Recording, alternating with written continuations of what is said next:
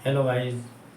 आज हम चर्चा करेंगे नाटक एवं एकांकी में अंतर। इससे पूर्व वीडियो में हमने जीवनी और आत्मकथा को समझा था। ये कक्षा 9वीं 10वीं 11वीं एवं 12वीं क्लास के लिए बहुत ही महत्वपूर्ण है। नाटक और एकांकी में संक्षिप्त अंतर है और नाम से ही पता चलता है। देखिए, नाटक में आपको देखना है नाटक में अनेक, नाटक में अनेक और नाटक में अनेक। तीनों में आपको नाटक में अनेक, नाटक में अनेक और नाटक में अनेक क्या होते हैं। नाटक में अनेक अंक होते हैं, नाटक में अनेक पात्र होते हैं। पात्र यानी कलाकार नाटक को करने वाले अधिक होते हैं। नाटक ये मैं जो तीनों में मैं लिखा है नाटक में, इसमें से ये मैं अपन नहीं लिखेंगे। दिमाग में रखना है कि तीन में होता है, लेकिन तीसरे वाले में मैं नहीं लिखते, हम लिखेंगे नाटक अनेक घटनाओं पर आधारित है। नाटक को पढ़ने में अधिक समय लगता है क्योंकि नाटक में पात्र भी अधिक होते हैं, व्यवस्थाएं सारी अधिक होती हैं, उसकी जो सामग्री होती है वो कथा वस्तु जो होती है वो भी अधिक होती है, इसलिए उसको पढ़ने में भी अधिक समय लगता है। नाटक को नाटक यहाँ पर भी को है, यहाँ पर भी को है, याद रखते समय अपने को की करना है। नाटक में मैं हटाना है, नाटक को की करना है। नाटक की कथा वस्तु विस्तृत होती है।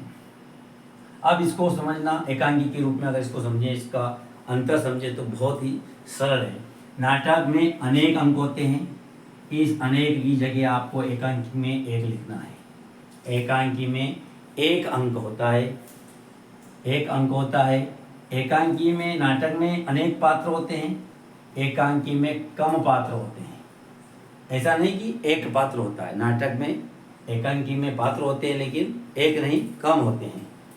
नाटक अनेक घटनाओं पर आधारित हैं कि एकांकी एक घटना पर आधारित होती है, एक घटना पर आधारित होती है।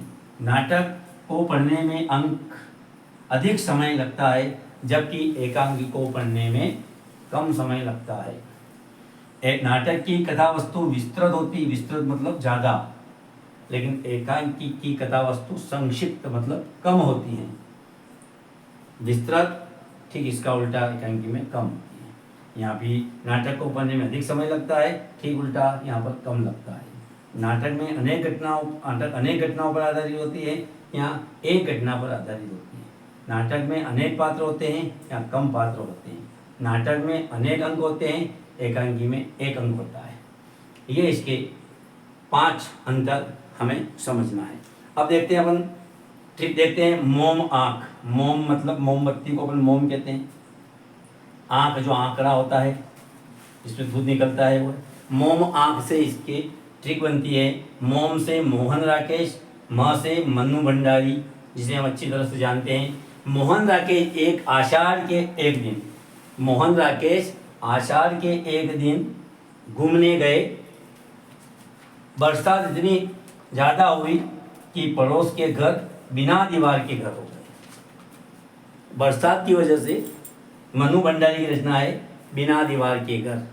और मोहन राकेश घूमने गए आषाढ़ के दिन, बरसात उसी समय हुई तो मन्नू भंडारी का घर जो है वो बिना दीवार के घर बन गए।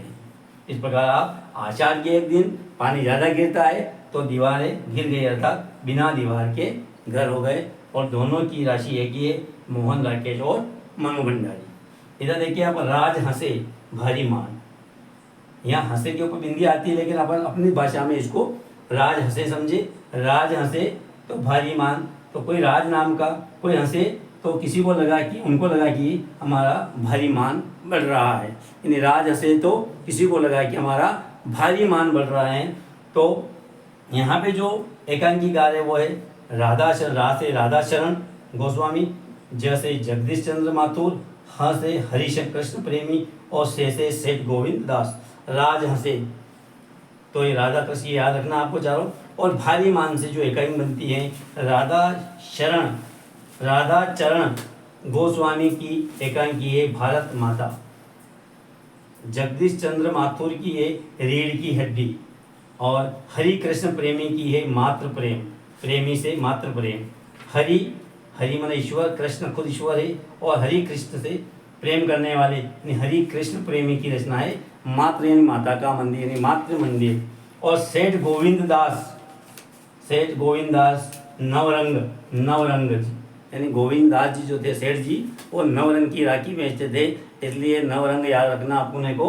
और इस प्रकार से ये इनकी राज से भारीमान और मोम और आँख से, इस प्रकार से नाटक और एकांकी की जो रचना है वो आसानी से अपन समझ सकते हैं। धन्यवाद। ट्रिक आपको कैसा लगा, ये वीडियो आपको कैसा लगा हमें कमेंट में बताइए, और वीडियो अच्छा लगा तो लाइक करें तथा चैनल को सब्सक्राइब करें। धन्यवाद।